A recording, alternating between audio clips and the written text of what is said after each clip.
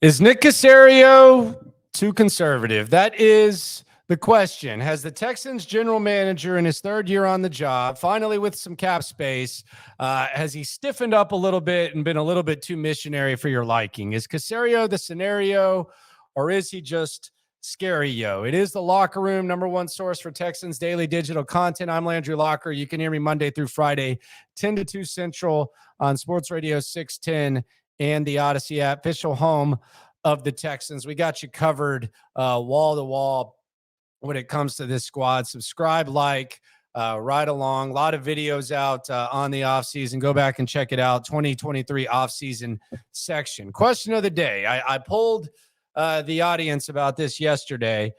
Is Nick Caserio too conservative? 58% of people said no, and they support the plan that Nick Caserio is on. Now, in fairness, that was before the center market got trimmed down, and that was before the Texans made a trade for Shaq Mason. So that could go up, that could go down.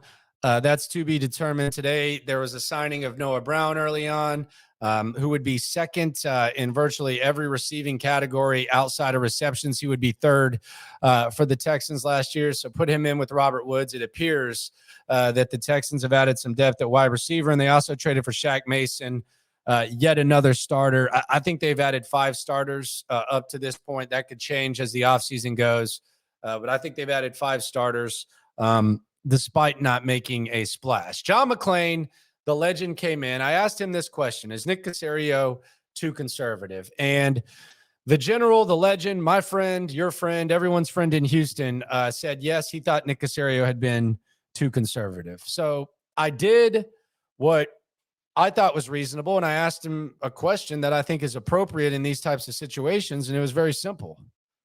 Give me a name. Just give me a name of somebody that you think that the Texans should have signed. And he couldn't really do it.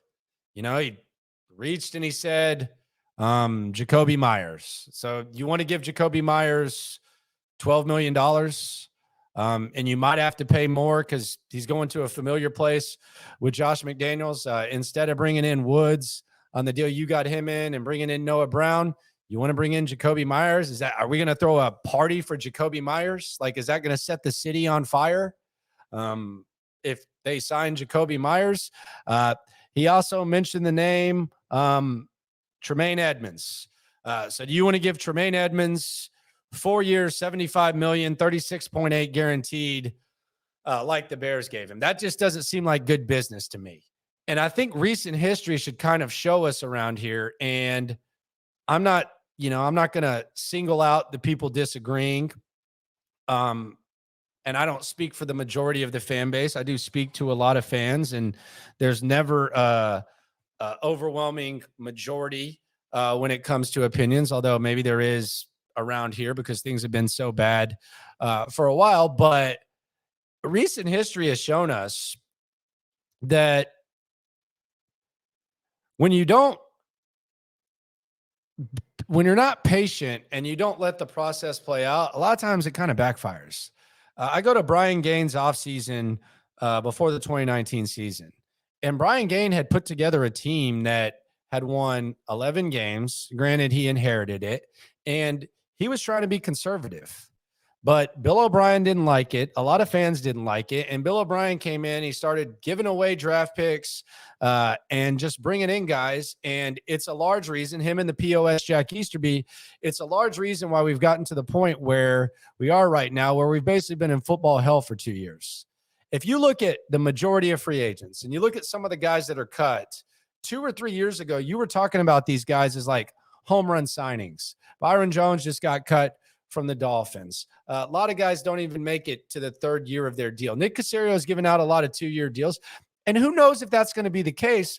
But at this point in the process, Nick Caserio doesn't believe in giving out 3-year deals. So I don't find anything wrong with 2 days in, you have 5 new starters and you have all these draft picks and you're still trying to build a squad. Now, I do understand the frustration, and I think the majority of people that are maybe feeling worse about Caserio today as compared to how they were yesterday, they're a little bit disappointed that the Texans haven't added one of the top centers on the market.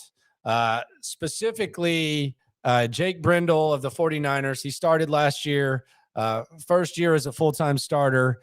He just signed a 4-year deal with the San Francisco 49ers for up to $20 million, $8 million guaranteed. And you had Garrett Bradbury with the Minnesota Vikings sign a 3-year, $15.7 million contract. That does seem like something that maybe the Texans could have paid. But the one mistake that I think we make, especially in the situation we're in, and I make it too, like when you initially look at a contract, is we look at a deal and we see that Brendel signs 4 years, $20 million, $8 million guaranteed, and you say, well, hell, we could have paid that and we would have had a starting center. Or Bradbury signs the 3-year 15.7, and you say, well, we could have paid that. We could have gotten that done. And it doesn't necessarily work that way. Like, I know we're close to the situation. I know we're excited. I know that Houston's awesome. I love Houston. I love living in Houston. There's not a team that I'd rather be covering than the Houston Texans. But why would the starting center for the San Francisco 49ers, who were knocking on the door of making the Super Bowl last year, you're playing for one of the best coaches in the league. You just signed one of the better D linemen in the league to make your defense even better. Why would you want to come to Houston? Like, even if you sprinkled a few extra million on there, why would he want to come to Houston? Like, his family already lives there. He just established himself as a starter. He knows all the guys in that locker room. So why are we assuming that Jake Brendel is going to want to leave one of the best coaches in the NFL to play for a first-year coach with a young team that's likely going to have a rookie quarterback and a team that's won 7 games the last 2 seasons? Why would he want to do that? Garrett Bradbury, he was a first-round pick with the Vikings. The Vikings were one of the best teams in the regular season in the NFC last year. He knows Kevin O'Connell's system. He's probably got family in Minnesota. Even let's say you even sprinkle and you turn that 15.7 into 18.7. Why is he going to want to come here? I think sometimes we live in a bubble and we look at these contracts and we act like I call it the Madden effect, where you're doing a Madden franchise mode and all you have to do is match the money and they're coming to your city. It's not like that with real people. That's why they're called free agents. They're free to make their own decision.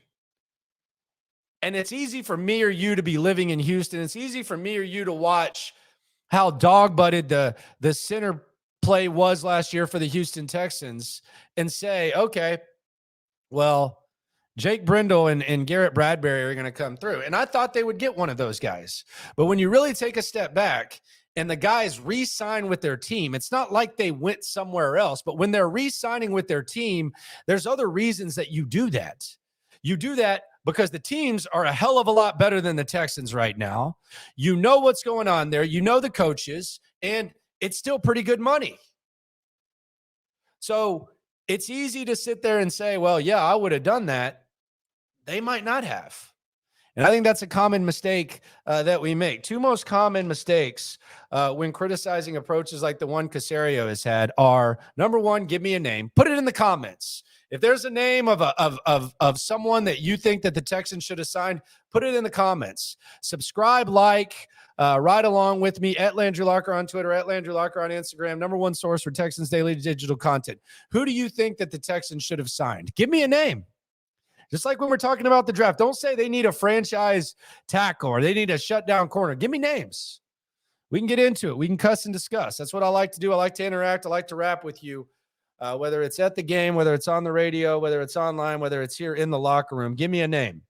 Number 2, let's not assume that it's just as simple as the dollar amount, especially if a guy is staying put. If a guy is staying put, he's not having to move. He's not having to move his family, and he's staying in a better football situation on a better team. I love the Texans. You love the Texans. Sometimes it just ain't that simple. So now the Texans need a center. Will they get it in the draft? Could they still be looking at free agency? Perhaps both. But the one thing is, I'm okay with Nick Caserio's approach. I don't need an aggressive approach at this point. 5 new starters, and they're probably not done yet. And there's still some work to be done, but we make those mistakes. What do you think about Nick Caserio? No matter what happens, just remember when it comes to this Texans thing, whether Nick Caserio is conservative, whether he's not, whether he's fired in 2 years, or whether he's hoisting a Lombardi in 5 years, when it comes to this Texans game in the locker room, we're all in this together. Have a good one. Enjoy free agency.